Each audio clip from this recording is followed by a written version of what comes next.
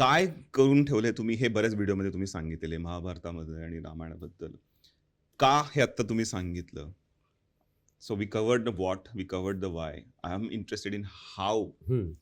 तुमची सुरुवात कशी झाली होती त्यावेळेला? की तुम्हाला न्यायदर्शनवरनं सुरुवात झाली होती. पुढे काय झालं त्याच्यानंतर? आता न्यायदर्शनामुळे तुम्हाला कसा विचार करावा हे कळतो असं म्हणूया किंवा आधुनिक विज्ञानाची सुद्धा फिलॉसॉफी ऑफ सायन्स आपण म्हणतो.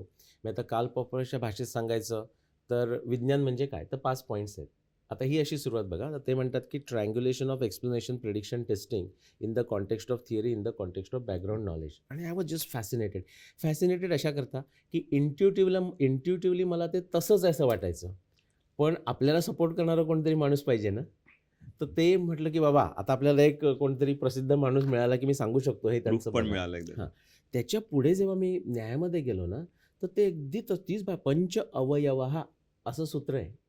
आणि त्या 5 ज्या गोष्टी आहेत ना, म्हणजे संस्कृतमध्ये सांगितलेल्या त्यात आपण जाऊया नको, पण त्या गोष्टी 1:1 मॅपिंग आहे. म्हणजे आता मी मला काल पप्परच्या ज्या 5 गोष्टी सांगितल्या, हां. ते 1:1 मॅपिंग आहे. पण त्याच्या पुढे जाऊन न्यायदर्शन आणखी पुढे जातं. उदाहरणार्थ आधुनिक विज्ञान कसं होतं, की आत्मा वगैरे असं जर तुम्हाला काही संशोधन करायचं ते म्हणतात आत्मा इज अ इमर्जंट प्रॉपर्टी म्हणजे मन, बुद्धी किंवा कॉन्शियसनेस म्हणजे हं. प्रज्ञा किंवा काय म्हणूया कॉन्शियसनेसला सोल. चैतन्य हं. ह्या इमर्जंट प्रॉपर्टीज आहेत. न्यायदर्शनात तसं काही म्हणून ते आपल्याला स्टडी करता येत नाहीत असं आधुनिक विज्ञान म्हणेन किंवा त्याच्यात ते अडकून पडलेले आहेत म्हणजे क्वांटम मेकॅनिक्स वगैरे त्याचाही माझा अभ्यास आहे. पण न्यायदर्शनाला काहीही फरक पडत नाही. कोणतीही जगातली जी काही वस्तू असेल किंवा एखादी गोष्ट असेल ज्याचा अभ्यास करायचा आहे, न्यायदर्शनानं त्याच्याकरता लागणारं फ्रेमवर्क पुरवलेलं आहे. तर तुमच्या प्रश्नाचं क्विकली उत्तर म्हणजे असं झालं. परत व्हीलरकडे मी जातो, की अशी गोष्ट शोधून काढायची, की जी आत्तापर्यंत लोकांना कळलेली नाहीये, कळलेलं नाही. पण ती नक्की आहे आणि सगळ्यांना हे असं कसं काय? हं.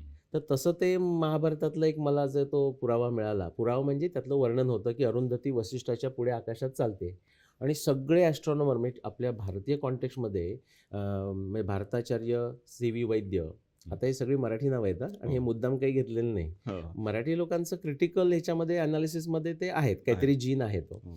तर भारताचार्य सी.व्ही. वैद्य, लेले शास्त्री, लोकमान्य टिळक, भारतरत्न पांडुरंग वामन काणे, ब्रह्मर्षी पद्माकर विष्णुवर्त, ही सगळी मोठी नावं आहेत महाभारत संशोधनामध्ये. म्हणजे उगाच काहीतरी मराठी अँगल म्हणून सांगत नाहीयेत. ते वस्तुस्थिती आहे. हो. आणि ह्यांनाही ज्याचा अर्थ लावता आला नाही किंवा ते विज्ञानदृष्ट्या पुरवता आलं नाही.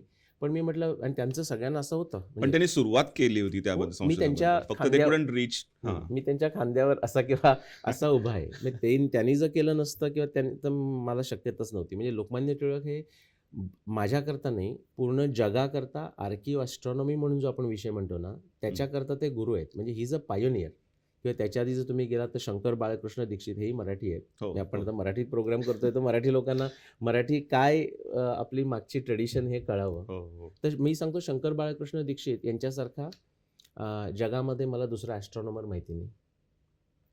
आणि ते 140 वर्षापूर्वी होऊन गेले. म्हणजे मी काही त्यांना भेटलेलं नाही.